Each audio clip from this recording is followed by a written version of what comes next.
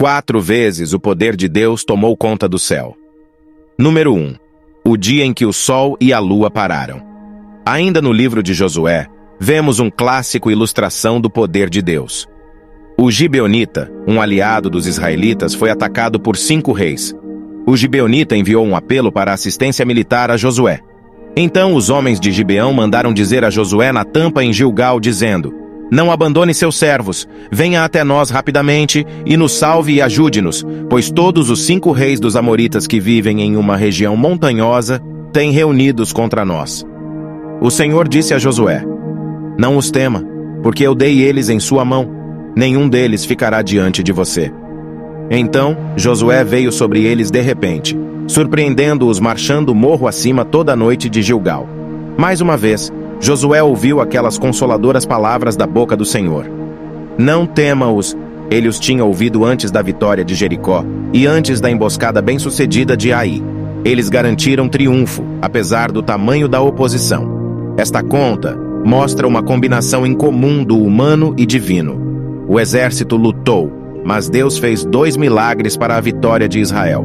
O Senhor enviou pedras de granizo, matando mais inimigos soldados do que Josué e seus homens mataram. Enquanto a batalha avançava, Jóshua percebeu que eles precisavam de mais luz do dia para terminar.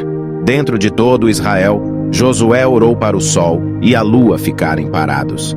Deus ouviu e respondeu à oração de Josué, e os israelitas derrotaram seus inimigos. Esse milagre foi uma sobrenatural intervenção de Deus no ordinário curso da natureza.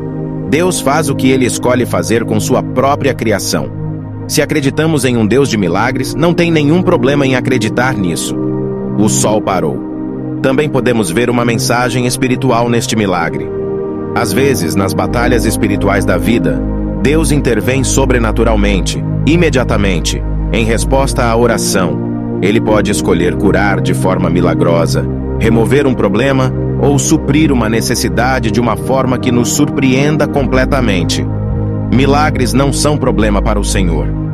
Após a batalha, os 5 reis foram levados perante Josué e seus capitães. Ele então colocou os capitães de seu exército em seus pés no pescoço dos reis. Essa prática militar ilustrou a derrota completa do inimigo. Número 2. O dia em que Jesus morreu. Marcos capítulo 15, versículos 33 a seguir, é onde os momentos finais da vida de Jesus são escritos para nós lermos. Seu caminho para a cruz foi cheio de agonia. Agora, enquanto ele está pendurado na cruz, Jesus respirou como seu último suspiro.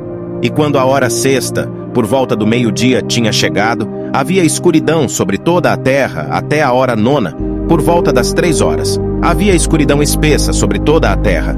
Agora, a escritura foi cumprida. Amós capítulo 8, versículo 9. Acontecerá naquele dia, diz o Senhor Deus, que farei com que o sol se ponha ao meio-dia e escurecerei a terra em plena luz do dia. O povo muitas vezes exigiu de Cristo um sinal do céu, e agora eles tinham um, mas tal significou a cegueira de seus olhos. Neste ponto da tarde, seriam 12 horas, e a escuridão continuaria até a hora 9, que seriam 3 horas. Esta escuridão sobrenatural apareceu quando o sol estava brilhando mais forte, porque a lua agora estava cheia. Não poderia ter sido criado por um eclipse, porque a lua não pode intervir entre a terra e o sol quando está cheia. Esta escuridão foi indubitavelmente trazida sobre pela pronta intervenção de Deus. A escuridão ocorrendo em tal momento crítico pode significar várias coisas. Primeira, a escuridão foi associada em antiguidade com luto. Alguém uma vez comentou que enquanto ele estava sofrendo, todo o mundo sofreu com eles porque o sol escureceu. Isso significa que a escuridão pode significar que Jesus trouxe o sol à lamentação. A escuridão também foi associada à morte de grandes homens. Leitores gentios e judeus poderiam entender a escuridão como um sinal cósmico que acompanhou a morte de um rei. Além disso, a escuridão era um sinal do julgamento de Deus. Número 3. A praga egípcia. Depois de anos em cativeiro sob o faraó, Moisés diz ao faraó para deixar o povo escravizado ir embora. Mas o líder recusou.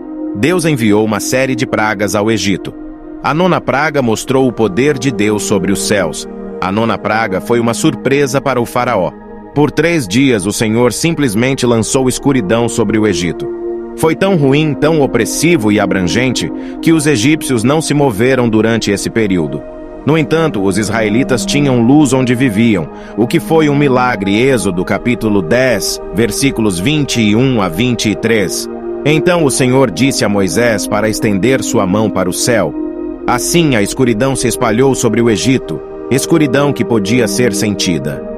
Moisés estendeu a mão para o céu, e escuridão total cobriu todo o Egito por 3 dias. Ninguém podia ver ninguém ou se mover por cerca de 3 dias, mas os israelitas tinham luz nos lugares onde viviam.